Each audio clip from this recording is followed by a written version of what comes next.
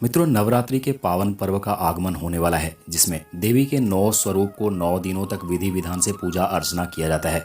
हमारे सनातन में नवदुर्गा से जुड़ी कई अवधारणा है जो जानना तो सभी चाहते हैं, परंतु इसका पुख्ता जवाब हर जगह नहीं मिल पाते। तो चलिए आज के वीडियो में हम नवरात्रि से जुड़े 10 तथ्यों को जानते हैं जो बेहद हैरान करने वाले होंगे।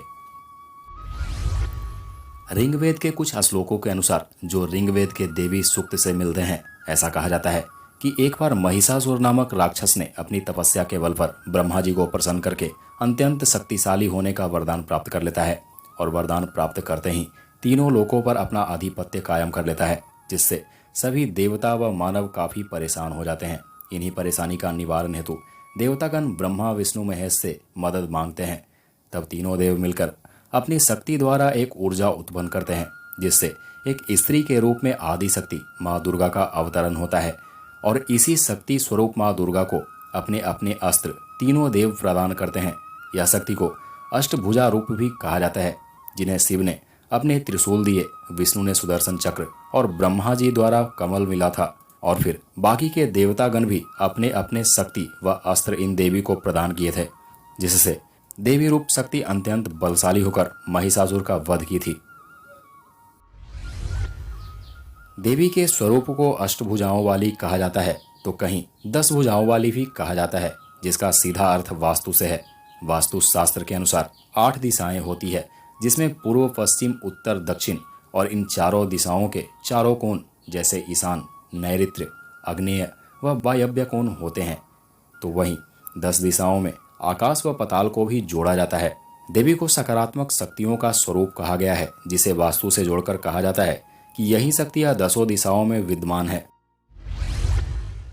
दुर्गा जी को शेर की सवारी करने वाला कहा जाता है। ऐसा कहा जाता है कि माँ दुर्गा का वाहन शेर है, जिसे अतुल्य शक्ति से जोड़कर देखा जाता है।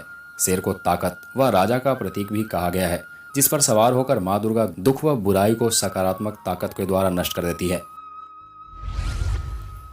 जब शक्ति स्वरूप माँ दुर्गा ने महिषासुर पर हमला किया और एक एक करके असुरों का संहार करना शुरू किया, तो भैंसे का रूप धारण करने वाला महिषासुर को मारने में दुर्गा जी को 9 दिन लगे थे। और इन 9 दिनों में दुर्गा ने 9 रूप धारण किए थे, जिसमें क्रमशः प्रथम दिन शैलपुत्री, दूसरे दिन ब्रह्मचारिणी, उसी प्रकार चंद्रघंटा, कुष्मांडा, स्कंदमाता, कात्यायनी, कालरात्रि व महागौरी का रूप धारण किया था और आखिर में 9वें दिन महिषासुर का वध किया था। और 9 रूपों को 9 दिनों तक अलग अलग देवियों के स्वरूप को ही पूजा जाता है और हर दिन एक अलग रंग से भी जोड़कर देखा जाता है। हमारा सनातन धर्म और विज्ञान दोनों को जोड़कर चलता है। एक मान्यता के अनुसार ऐसा कहा जाता है कि पितृपक्ष में पितरों को पूजा करने के बाद घर की नकारात्मक शक्तियों में वृद्धि होती है, जिसके निवारण के लिए, शुद्धि के लिए देवी पक्ष यानी नवरात्रि और इसके बाद हर तरह के त्योहारों की शुरुआत की जाती है। ऐसा भी कहा जाता है कि नवरात्रि के प्रथम दिन से माँ दुर्गा पृथ्वी लोक का भ्रमण शुरू कर देती है। माँ दुर्गा की प्रतिमा बनाने के क्रम में जो मिट्टी का उपयोग किया जाता है, उसमें वैश्या के आंगन की मिट्टी भी मिलाई जाती है, जिसके पीछे गहरा रहस्य है। कहा जाता है कि न जाने कितने पुरुष जो अति पवित्र भी हो सकते हैं, वो वेश्या के पास जाने के बाद अपनी पवित्रता खो देते हैं। और कहीं न कहीं ऐसी अवधारणा है कि वैश्या के आंगन में कई पवित्र पुरुषों की पवित्रता धरी रह जाती है। फिर वैश्या के आंगन से पवित्र और कोई स्थान हो ही नहीं सकता। इसलिए माँ दुर्गा की मूर्ति बनाने में वैश्या के आंगन की मिट्टी ली जाती है।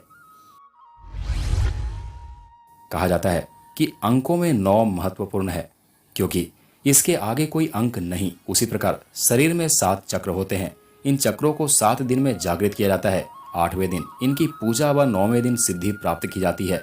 7 चक्रों को जागृत करने व सिद्धि प्राप्त करने से हमारी मन की शक्ति जागृत होती है। इसी प्रकार माता के 9 रूपों को भी जोड़ा गया है, जो शक्ति का ही रूप है। इसी प्रकार हमारे शरीर में 9 छिद्र हैं, 2 आँख, 2 कान, 2 नाक में छिद्र व 2 गुप्तांग और 1 मुंह।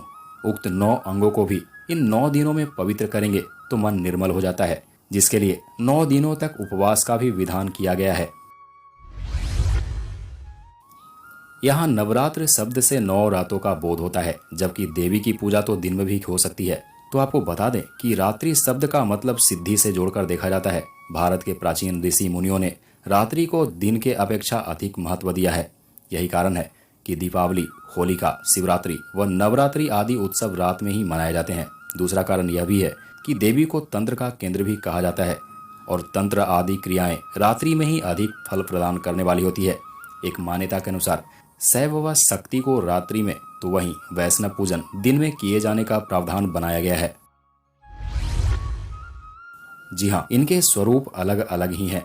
अलग अलग देवियों में त्रिदेवी, नवदुर्गा, 10 महाविद्या व 64 योगिनियों का समूह है, जिसमें आदि शक्ति अंबिका सर्वोच्च है और उन्हीं के कई रूप भी हैं।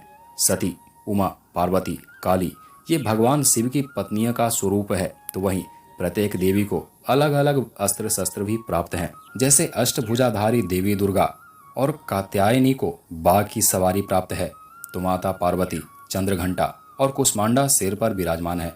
इसी प्रकार सभी देवियों के अलग अलग सवारी व अस्त्र शस्त्र मौजूद हैं। इन 9 देवियों को भोग भी अलग अलग वस्तु की लगाई जाती है। जैसे शैलपुत्री को कद्दू व हरड़, ब्रह्मचारिणी को दूध दही व ब्राह्मणी, चंद्रघंटा को चौलाई और चंद्रसूर, कुष्मांडा को पेठा, स्कंद माता को श्यामक चावल और अलसी, कात्यायनी को हरी सब्जियां, कालरात्रि को काली मिर्च, तुलसी और नागदौन, महागौरी को साबूदाना व तुलसी, तो वही सिद्धिदात्री को आंवला व शतावरी की प्रसाद चढ़ाई जाती है। तो मित्रों, आज के लिए बस इतना ही। आशा करता हूँ कि इस वीडियो के माध्यम से आपको नवरात्रि से जुड़ी ढेरों जानकारियाँ मिली होंगी। वीडियो में मेरे साथ अंत तक बने रहने के लिए आपको दिल से धन्यवाद। मिलते हैं अगले वीडियो में, तब तक के लिए नमस्कार।